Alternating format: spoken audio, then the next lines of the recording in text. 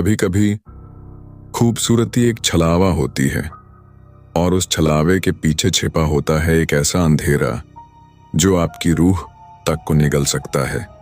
आज की कहानी एक ऐसी लड़की की है जिसकी मुस्कान में मौत छुपी है, जिसकी आंखों में इश्क नहीं इंतकाम जलता है और जिसकी बातों में ऐसा जादू है जो आपको खींच लाता है एक ऐसी वीरान हवेली तक जहां से आज तक कोई वापस नहीं लौटा। ये कहानी है झारखंड के घने जंगलों की, एक सुनसान हवेली की और उन बेगुनाहों की जो प्यार के जाल में फंसकर हमेशा के लिए खो गए। और जब इस रहस्य से पर्दा उठाने गया एक बहादुर पुलिस अफसर, तो जो सामने आया वो इतना खौफनाक था कि सुनकर आपकी रूह कांप उठेगी। तो बांध लीजिए अपने होश और बंद कर दीजिए अपने कमरे की लाइट, क्योंकि अब आप सुनने जा रहे हैं द हॉरर डायरी की एक और डरावनी दास्तान, वो खूबसूरत चुड़ैल जो हवेली में मौत बांटती थी। कि आगे की कहानी राजीव मिश्रा के नजरिए से। मेरा नाम राजीव मिश्रा है। हजारीबाग सदर थाना में सब इंस्पेक्टर के पद पर कार्यरत हूँ। पिछले 20 सालों से पुलिस विभाग में हूँ और हमेशा ये मानता रहा हूँ कि हर अपराध का कोई न कोई मानवीय कारण होता है। लेकिन पिछले कुछ महीनों में मेरे साथ जो घटनाएं घटी हैं, उन्होंने मेरे इस विश्वास को झकझोर कर रख दिया है।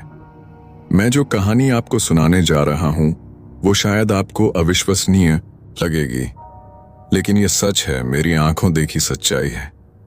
सब कुछ तब शुरू हुआ जब हमारे थाने में लगातार लापता होने की शिकायतें आने लगीं।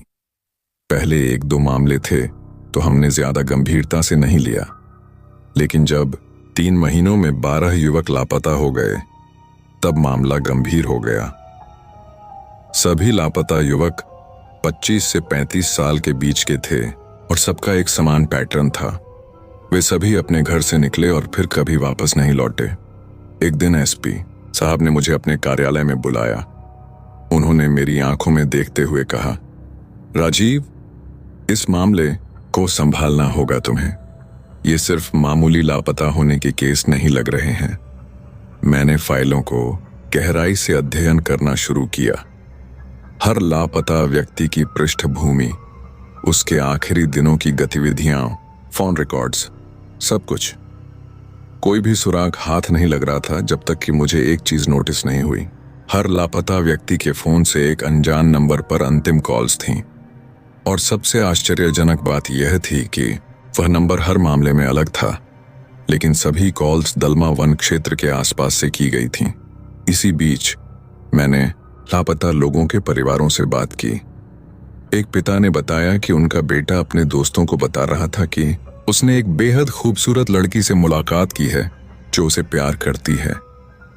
एक अन्य युवक के मित्र ने बताया कि वह आखिरी दिनों में किसी लड़की के साथ लंबे फोन पर बातें करता था।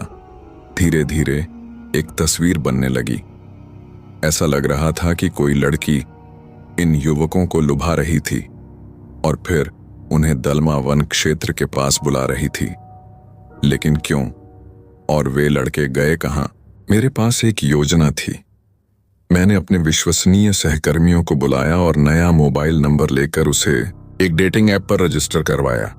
हमें यह देखना था कि क्या वह रहस्यमय लड़की हमसे संपर्क करेगी, और 3 दिन बाद वह संपर्क में आई। वह अपने आप को माया बता रही थी। उसकी तस्वीर में वह बेहद सुंदर दिख रही थी। लंबे काले बाल, गहरी आंखें और एक मोहक मुस्कान। हमने बातचीत शुरू की और उसने जल्द ही मुझे अपने साथ मिलने के लिए आमंत्रित किया। दलमा वन के पास एक पुरानी हवेली में मैंने अपनी टीम को तैयार रखा। हम उस हवेली का पता लगाने के लिए दलमा वन क्षेत्र की ओर निकल पड़े। स्थानीय लोगों से पूछताछ करने पर हमें पता चला कि वन के गहरे हिस्से में एक पुरानी परित्यक्त हवेली थी जिसे भूतिया हवेली कहा जाता था। स्थानीय लोग उस जगह से दूर रहते थे और कहते थे कि वहां एक चुड़ैल का वास है। मैंने ऐसी कहानियों पर कभी विश्वास नहीं किया था। मेरे लिए ये सिर्फ अफवाहें थीं जिनका इस्तेमाल अपराधी अपने काम को छिपाने के लिए करते हैं। मैंने अपनी टीम के साथ योजना बनाई कि मैं अकेले उस लड़की से मिलने जाऊंगा, जबकि मेरी टीम दूर से निगरानी रखेगी। उस शाम मैंने माया को मैसेज किया कि मैं उससे मिलने आ रहा हूं। उसने मुझे एक निर्दिष्ट स्थान पर मिलने को कहा, जहां से वह मुझे हवेली तक ले जाएगी। शाम ढलने लगी थी जब मैं निर्दिष्ट स्थान पर पहुंचा। वहां एक चौराहे पर मैंने उसे देखा, वही लड़की जिसकी तस्वीर उसने मुझे भेजी थी। वह वास्तव में बेहद सुंदर थी, लेकिन उसकी आंखों में कुछ ऐसा था जो अजीब लग रहा था। एक अप्राकृतिक चमक, एक गहराई जो मानवीय नहीं लगती थी। राजीव, उसने मेरा नाम लेते हुए मुस्कुराई। मैं तुमसे मिलकर बहुत खुश हूं। उसकी आवाज मीठी थी, लेकिन उसमें एक अजीब सी गूंज थी, जैसे कई आवाजें एक साथ बोल रही हों। मैंने अपने आप को संभाला और मुस्कुरा दिया। मैं भी तुमसे मिलकर खुश हूं माया, तुम वाकई बहुत खूबसूरत हो। मेरे साथ आओ, उसने कहा और मेरा हाथ पकड़ लिया। उसके स्पर्श से मेरे शरीर में एक अजीब सी सिहरन दौड़ गई। उसका हाथ बर्फ जैसा ठंडा था। हम दलमा वन की ओर बढ़ने लगे। मेरे कान में छोटा सा ईयरपीस था जिससे मैं अपनी टीम से जुड़ा हुआ था। मैंने उन्हें धीमी आवाज में बताया कि हम दलमा वन की ओर जा रहे हैं। जैसे जैसे हम जंगल के अंदर गहराई में जाते गए, मुझे अजीब सा महसूस होने लगा। वन अंधेरा और सन्नाटे से भरा था। केवल चांद की रोशनी हमें रास्ता दिखा रही थी। माया मेरा हाथ पकड़े आगे बढ़ती जा रही थी, जैसे उसे रास्ता अच्छी तरह से पता हो।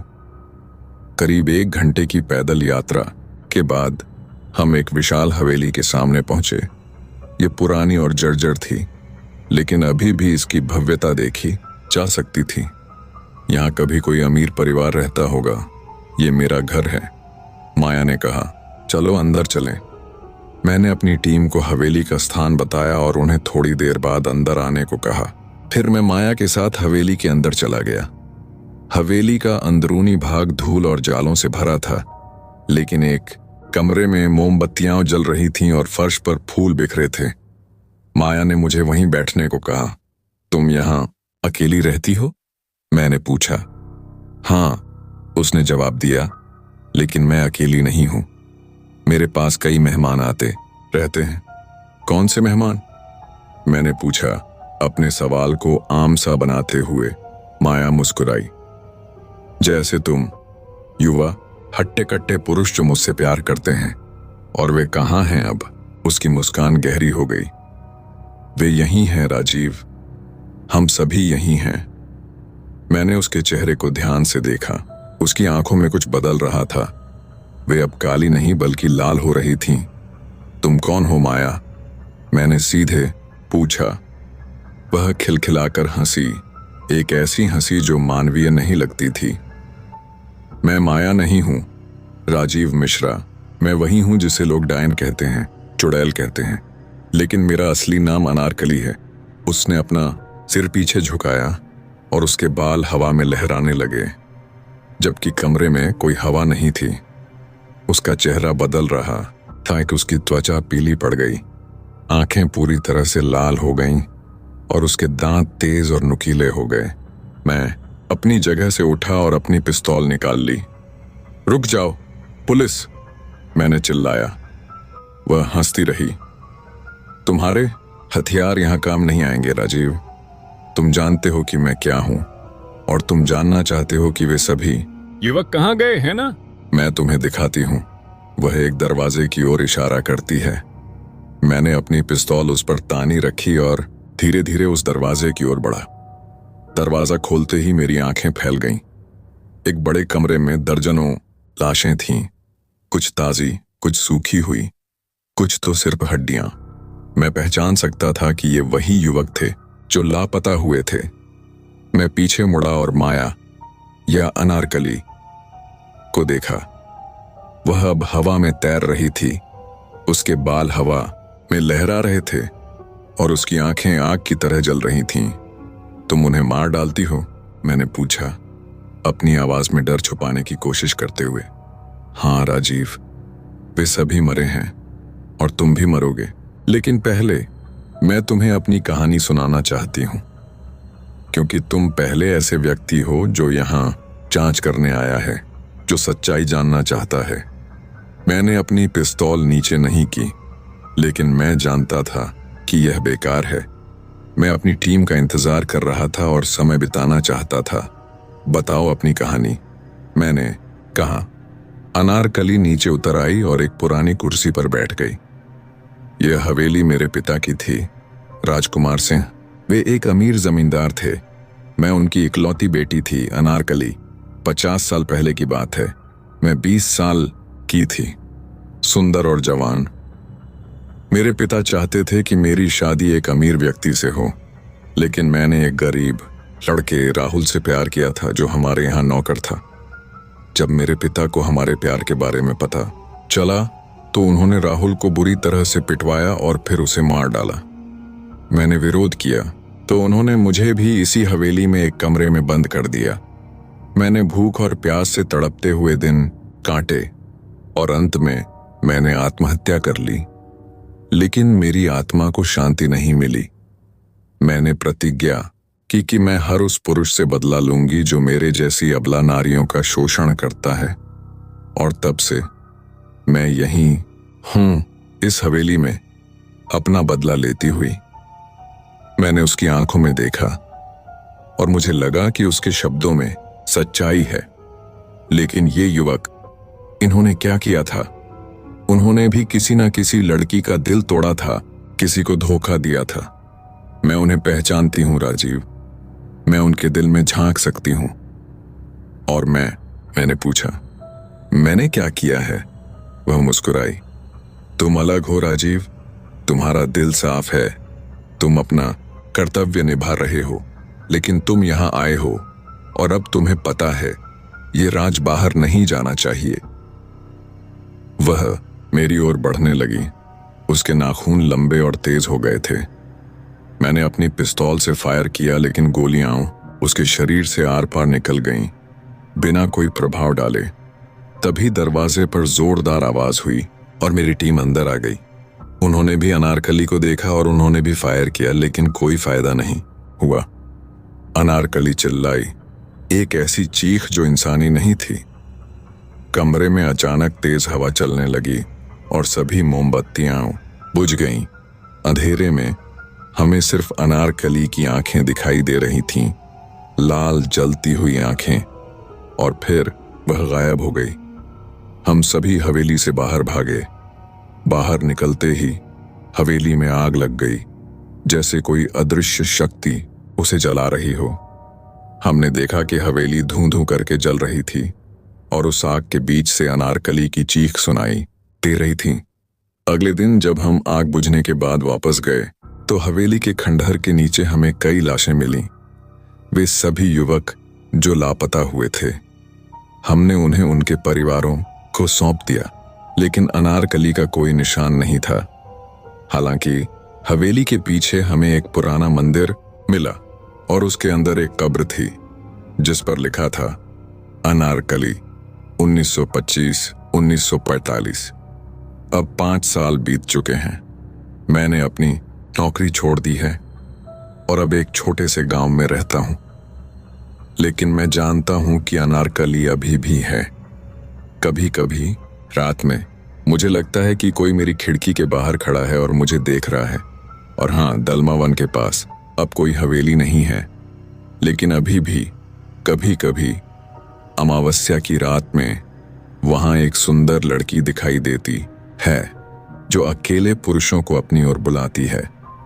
अगर आप कभी दलमा वन के पास जाएं और कोई सुंदर लड़की आपको अपने साथ चलने को कहे तो उसके साथ मत जाइएगा, क्योंकि वह अनारकली है। यह कहानी मेरा अनुभव भी अपना बदला ले रही चेतावनी है। दुनिया में कुछ ऐसी शक्तियां हैं जिन्हें हम समझ नहीं सकते, विज्ञान जिनकी व्याख्या नहीं कर सकता। और कभी कभी अतीत के अत्याचारों का बदला लेने के लिए ये शक्तियां वापस आती हैं। अनारकली के साथ जो हुआ वह गलत था। उसके प्यार को कुचल दिया गया, उसे मरने पर मजबूर किया गया। लेकिन क्या बदला लेना सही है? क्या निर्दोष लोगों को मारना न्याय है? मैं अब ये सवाल अपने आप से पूछता रहता हूं और मुझे कोई जवाब नहीं मिलता। बस इतना जानता हूं कि अगर आप कभी झारखंड के दलमा वन के पास जाएं तो सावधान रहें, क्योंकि अनारकली अब भी वहीं है। चाहती है कि उसकी कहानी सुनी जाए, चाहती है कि उसे न्याय मिले और शायद एक दिन वह शांति पा सके। और इस तरह इंस्पेक्टर राजीव मिश्रा ने उस खौफनाक राज से पर्दा उठाया। वो खूबसूरत लड़की असल में रूपा थी, जिसे बरसों पहले हवेली में जिंदा जला दिया गया था। उसकी आत्मा आज भी उस जंगल के वीराने में भटक रही है, अपने आखिरी बदले की तलाश में। राजीव ने हवेली को आग लगा दी, लेकिन जब वो पीछे मुड़कर गया तो एक पल के लिए उसे फिर वही रूपा खड़ी दिखाई दी, मुस्कुराती हुई, खून से सनी आंखों के साथ। शायद कुछ कहानियां कभी पूरी नहीं होती, शायद कुछ आत्माएं कभी मुक्ति नहीं पाती। अगर आप अब भी रात को अकेले जंगल की राहों से गुजरने की सोच रहे हैं तो एक बार फिर सोच लीजिए, क्योंकि वो अब भी आपका इंतजार कर रही है। अगर आपको ये कहानी पसंद आई हो तो द हॉरर डायरी को सब्सक्राइब जरूर करें, क्योंकि अगली कहानी और भी डरावनी होगी और शायद वो कहानी आपके ही शहर से हो। हमसे जुड़े रहिए और देखिए अगली भयानक कहानी सिर्फ द हॉरर डायरी पर। तो चलिए अब हम उन दर्शकों की कमेंट पढ़ेंगे जिन्होंने हमारे पिछले वीडियो में कमेंट किया था। शेहाला खानुम बेंगलुरु से, अपोंग नागा नागालैंड से, विशाल खान झांसी से, अंकिता सिन्हा, गुलफशा, सूरज, सुमित, तरुण, सुहास। दोस्तों, ये हमारे वह दर्शक हैं जिन्होंने हमारी वीडियो में कमेंट में अपना नाम लिखकर दिया। अगली वीडियो में आपका भी नाम लिया जाएगा। आप भी अपना नाम हमारे कमेंट बॉक्स में जरूर लिखें। साथ ही शहर का नाम लिखना ना भूलें, ताकि हमें पता चल सके कि आप हमारे वीडियो कहां से देखते हैं। फिर मिलेंगे एक नई वीडियो के साथ, तब तक के लिए धन्यवाद।